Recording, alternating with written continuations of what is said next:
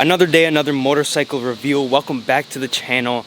Welcome to a motorcycle that's been in the collection for an extremely long time, even before I was alive. A motorcycle my dad bought over 25 years ago, probably at this moment in time, and completely rebuilt from scratch himself. The motorcycle does need a little love because it has been untouched for over 10 years at this moment in time, but it does run and ride, so that's what we're going to be doing in today's video. And this is one of my favorite motorcycles in the collection, period. That bike today is a 1958 BMW R69. This is a European spec, extremely rare in the United States, and it being an earlier R69 makes it even rarer. The BMW R69 really didn't catch on until the mid-60s in the States, so seeing one from before 1960 is really rare.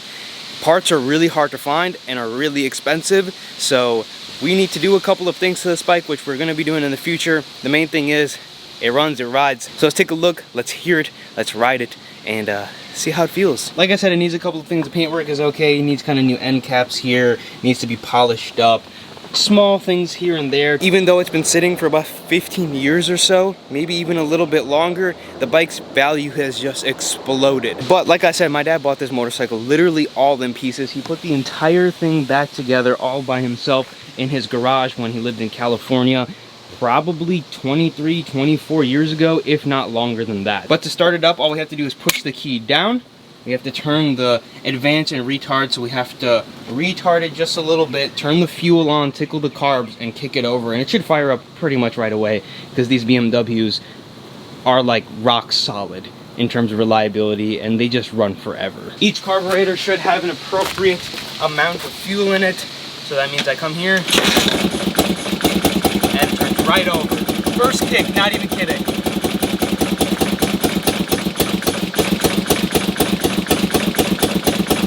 That was legitimately the first kick. And she fires straight into life, and it honestly sounds pretty good.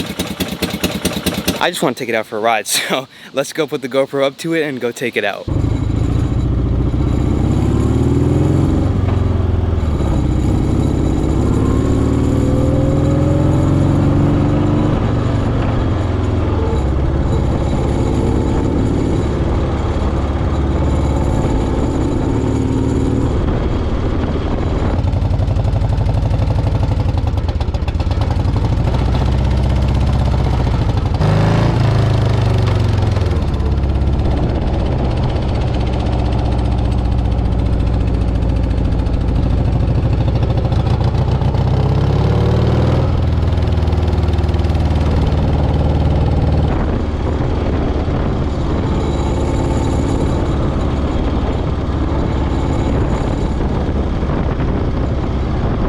It's a very fun bike to ride, I'll tell you that.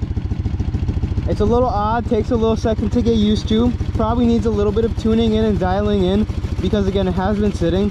All the oil, everything is checked. The bike is in full operational order, but it definitely does need a little bit of love. Coming soon on the channel, probably. Coming soon. I absolutely love this bike, and riding an old bike, get a lot of attention, and not a lot of people have ever seen something like this.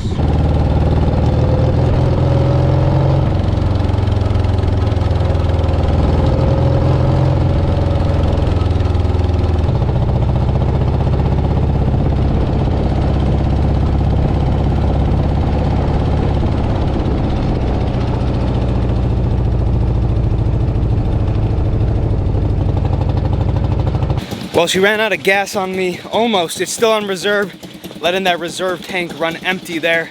But it's a lot of fun, and it's a very weird riding bike. For more exhaust clips and stuff, stay tuned. I guess I can make a video if you guys are interested. The reason I didn't have more is obviously because I was running out of gas, and by the time I hooked it up to the exhaust, the bike died like 30 seconds later. But here it is, a 1958 BMW R69. If you look closely, you can see how much the bike shakes.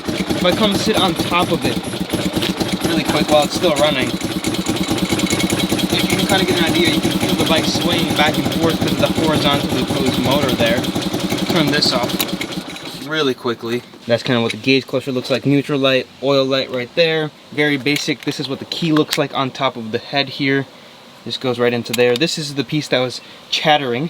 This piece needs to have a little work done to it. This was chattering the entire time, if you guys could hear that. That motor is actually pretty small. Of course, it's an R model, so it is a shaft drive to the rear with a drum in the rear as well. On some of the British bikes from the day, there was actually one on each side, but this one comes and merges one all the way and has a pretty intricate system, gravity-fed system, to go to both carburetors on each side. Coming over to the rear, the thing that makes this bike different is the taillight there.